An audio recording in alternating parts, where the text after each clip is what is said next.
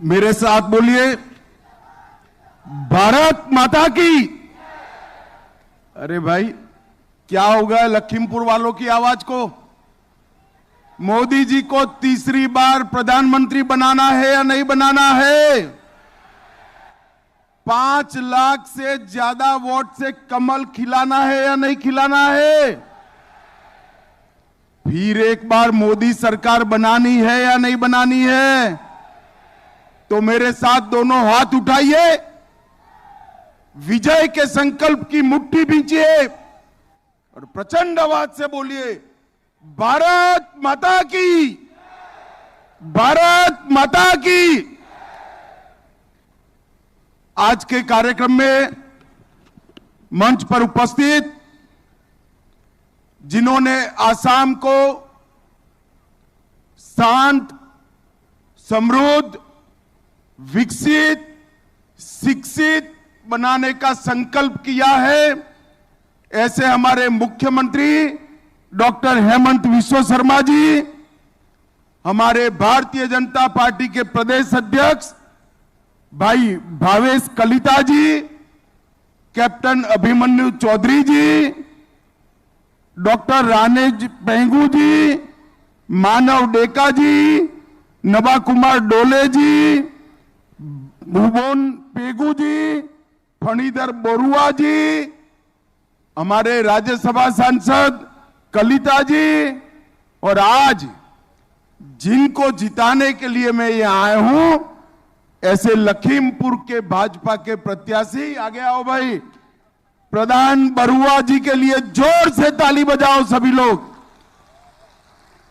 और आज लखीमपुर की रैली में आए हुए प्यारे भाइयों, बहनों, माताओं और मेरे जिगर के टुकड़े जैसे युवा मित्रों, आप सभी को नमस्कार।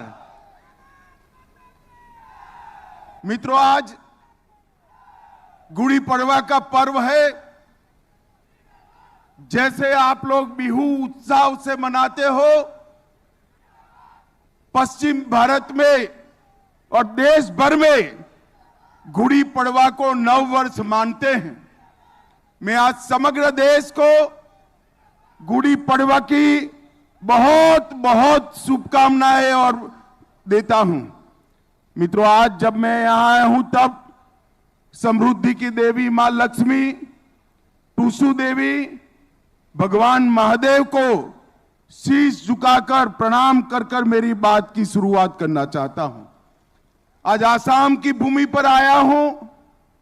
मां कामाख्या का आशीर्वाद समग्र देश पर होता है, मगर मां ने अपनी रहने की जगह तो आसाम के पर्वत पर ही तय की है। नीलांगन पर्वत पर बैठी हुई मां को प्रणाम कर कर मेरी बात की शुरुआत करना चाहता हूं। भाई और बहनों, 19 तारीख को आप सभी को तय करना है कि आने वाले 5 साल के लिए आपका मेंबर पार्लियामेंट कौन होगा, देश में किस पार्टी की सरकार होगी और देश का नया प्रधानमंत्री कौन होगा। आपके सामने 2 विकल्प, एक राहुल बाबा के नेतृत्व में इंडिया अलायंस है और दूसरी ओर नरेंद्र मोदी के नेतृत्व में भारतीय जनता पार्टी है। ये तय करने के लिए वोटिंग करना है कि आने वाले 5 साल इस देश पर शासन मोदी जी करेंगे, तीसरी बार प्रधानमंत्री बनेंगे और 400 पार के लक्ष्य के साथ फिर एक बार भारतीय जनता पार्टी की सरकार बनेगी। भाई और बहनों, अभी कुछ दिन पहले मैंने देखा राहुल बाबा कह रहे थे आसाम के कल्चर को हमें बचाना है। मैं राहुल बाबा को कहना चाहता हूं, पूछना चाहता हूं कि आपने क्या किया था आसाम के साथ। आपकी दादी के समय से आसाम को अन्याय किया गया। हजारों युवा अशांति की राह पर चले, मारे गए, सैकड़ों युवा मारे गए, हजारों युवा मारे गए, ये कांग्रेस पार्टी का पाप था। नरेंद्र मोदी जी ने 10 से ज्यादा शांति समझौते कर आसाम को शांत बनाने का काम किया।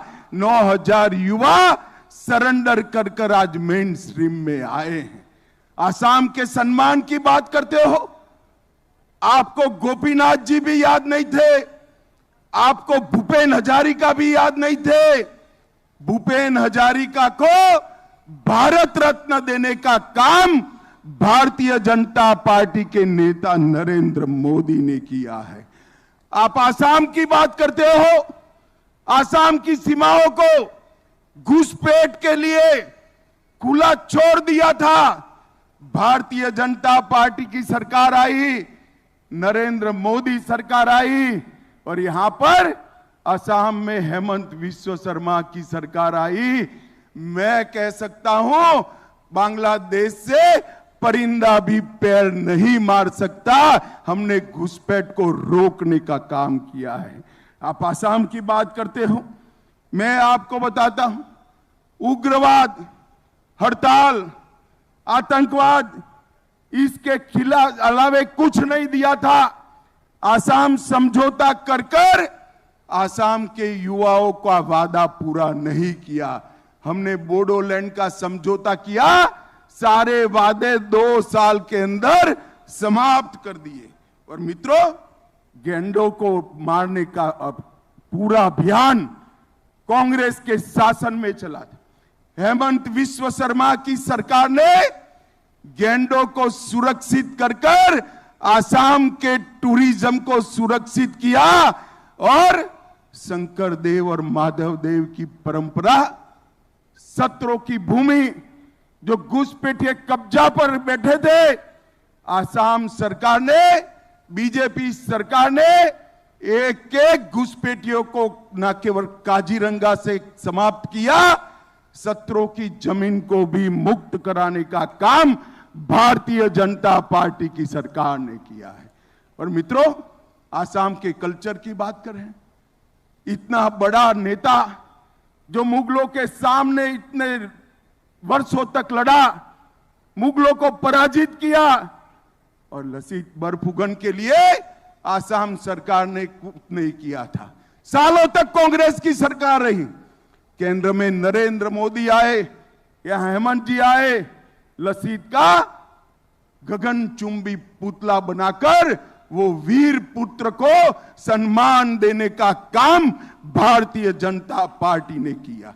और सिर्फ असमिया में नहीं, सिर्फ असमिया में नहीं, भारत की 23 भाषाओं में लसित बरफुकन की कथाएं बच्चे बच्चे तक पहुंचाने का काम भारत ने किया। मित्रों, मैं आज आपको कहने आया हूं, आसाम के अंदर मोदी जी के 10 साल विकास के 10 साल रहे हैं। आसाम के अंदर मोदी जी के 10 साल के अंदर अनेक शांति समझौते हुए, विकास का काम हुआ। और मैं आज आपको कहना चाहता हूं, आसाम आने वाले दिनों में देश के बाकी राज्यों की तरह एक विकसित राज्य बनेगा, इसका मुझे पूरा भरोसा है। भाइयों और बहनों, मुझे एक बात बताओ कि राम मंदिर बनना चाहिए था या नहीं बनना चाहिए था? जरा जोर से बोलो, बनना चाहिए था या नहीं बनना चाहिए था?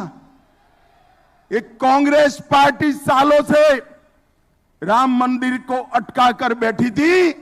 मोदी जी के समय में ही जजमेंट भी आया, भूमि पूजन भी हुआ और 22 जनवरी को रामलल्ला को अपने भव्य मंदिर में प्रस्थापित करने का काम भी हो गया। और मित्रों, पहली बार 500 साल के बाद रामलल्ला रामनवमी के दिन अपने भव्य मंदिर में बैठे थे। वो हम सब के लिए बहुत बड़ा हर्ष का विषय है। भाइयों और बहनों, मोदी जी ने न केवल आसाम, पूरे नॉर्थ ईस्ट को बदलने का काम किया है। मोदी जी का एक वाक्य नॉर्थ ईस्ट के हर एक मतदाता ने याद रखने जैसा है। देश का भाग्य तभी बदलता है जब नॉर्थ ईस्ट का भाग्य बदलता है, आसाम का भाग्य बदलता है, और देश का विकास तभी पूरा माना जाएगा जब आसाम का विकास होगा। मित्रों, इसी तहत पूरे आसाम में से 80% क्षेत्र से अपसफा हटाने का काम नरेंद्र मोदी जी ने किया है और यहां पर शांति को स्थापित करने का काम किया है। और आज मैं कांग्रेस के मित्रों को पूछने आया हूं, 10 साल तक यूपीए की सरकार थी, सोनिया मनमोहन की सरकार थी। कांग्रेस सरकार ने आसाम को क्या दिया था? 2004 से 14 तक 10 साल में आसाम के विकास के लिए सिर्फ और सिर्फ 1,62,000 करोड़ रुपया दिया था।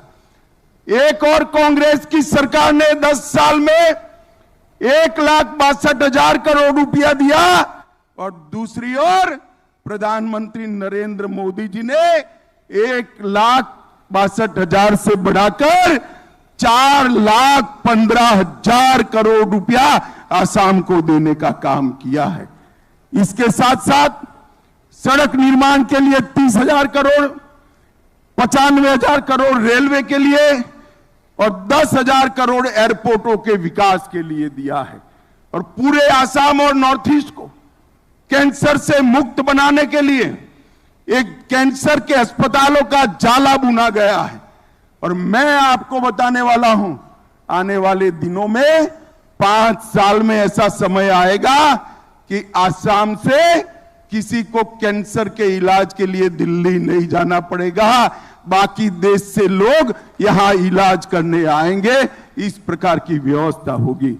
मेडिकल कॉलेजों का जाला बुन दिया गया और मैं कहना चाहता हूं मित्रों, एम्स गुवाहाटी में बना, तुमुलपुर में मेडिकल कॉलेज बना, नलबाड़ी में 500 बिस्तर का अस्पताल बना, 500 करोड़ से धुबरी में मेडिकल कॉलेज बना, 500 करोड़ से कोकराझार में मेडिकल कॉलेज बना और करीमगंज का कॉलेज भी 24 तक पूरा हो जाएगा।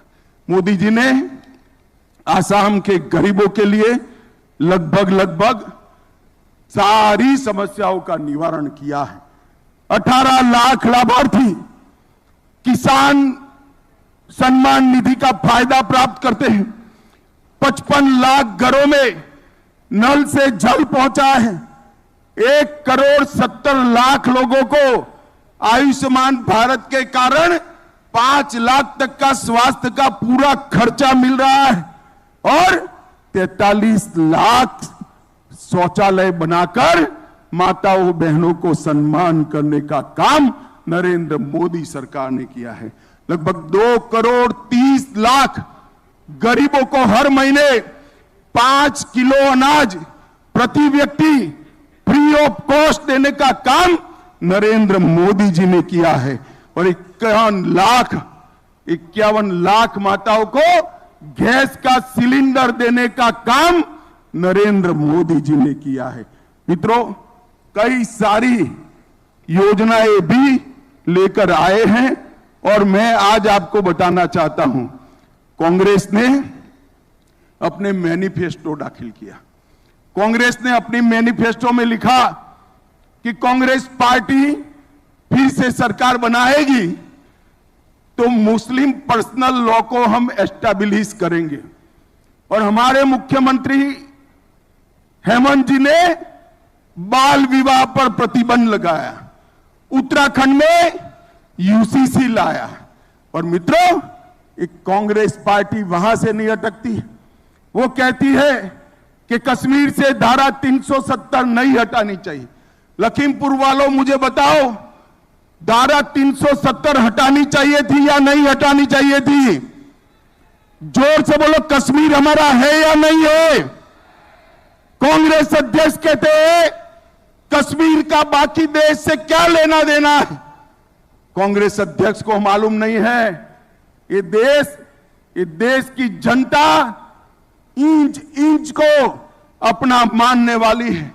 हम तो छोटे बच्चे थे तो हम गुजरात में नारा लगाते थे, कच्चो हो या गुवाहाटी, अपना देश अपनी माटी। और मित्रों, ये कांग्रेस कल्चर से है। जब चीन का हमला हुआ, लड़ने की जगह वायु प्रवचन में जवाहरलाल नेहरू ने आसाम को बाय बाय कह दिया था, आसाम को छोड़ दिया था। आज को आसाम की जनता ये भूल नहीं सकती। और परिवर्तन क्या है? नरेंद्र मोदी की सरकार है। चीन अपनी 1 इंच भूमि पर भी कब्जा नहीं कर सकता। इस प्रकार का शासन नरेंद्र मोदी जी ने दिया है। पूरा अरुणाचल, पूरा असम 1962 को कभी भूल नहीं सकता। और नरेंद्र मोदी जी के समय में थोड़ी हिम्मत करी, डोकलाम में 45 दिन तक रोक कर रखा और वापिस जाने के लिए मजबूर नरेंद्र मोदी जी ने कर दिया। मित्रों, मैं आज अंत में इतना ही कहना चाहता हूं। आसाम पूरे नॉर्थ ईस्ट का हब है। आसाम का विकास, नॉर्थ ईस्ट का विकास भारत के विकास के साथ जुड़ा हुआ है। 2014 में मोदी जी ने वादा किया था कि पूरे नॉर्थ ईस्ट को विकसित बनाएंगे। एक प्रधानमंत्री नॉर्थ ईस्ट में 70 से ज्यादा बार नॉर्थ ईस्ट की मुलाकात करने वाला मिला है, वो नरेंद्र मोदी है। और केंद्र सरकार के मंत्रियों ने 700 से ज्यादा नॉर्थ ईस्ट के राज्यों की मुलाकात की है। नॉर्थ ईस्ट में इस बार समय है सभी की सभी सीटें एनडीए के साथियों को जिताने की। आसाम की 14 सीटें हैं। मैं आसाम के सभी मतदाता भाइयों बहनों को विनती करता हूं, 14 में से 12 सीटें देनी चाहिए। मुझे बताइए, ये 12 कमल में लखीमपुर होगा क्या? जरा जोर से बोलो, होगा? हेमंत जी ने कहा है 5 लाख से बड़ी लीड चाहिए। 5 लाख की लीड से जीतेंगे क्या? जरा जोर से बोलो, 5 लाख से ज्यादा लीड से जीतेंगे। आज से गांव गांव में, घर घर में जाकर कमल का निशान और नरेंद्र मोदी जी की और भारत माता की तस्वीर लेकर पहुंच जाइए। मोदी जी के संदेशवाहक बनिए और 19 तारीख को 5 लाख से ज्यादा वोटों के साथ लखीमपुर की सीट को जिताइए। यही आप लोगों से अभ्यर्थना है। मेरे साथ दोनों हाथ उठाकर जोर से भारत माता का जयकारा लगाइए। उठाइए दोनों हाथ, मुट्ठी भींचकर बोलिए, भारत माता की, भारत माता की, भारत माता की जय श्री राम, जय जय श्री राम, जय जय श्री राम। आप सभी का, विशेषकर युवा मित्रों का बहुत बहुत धन्यवाद, साधुवाद।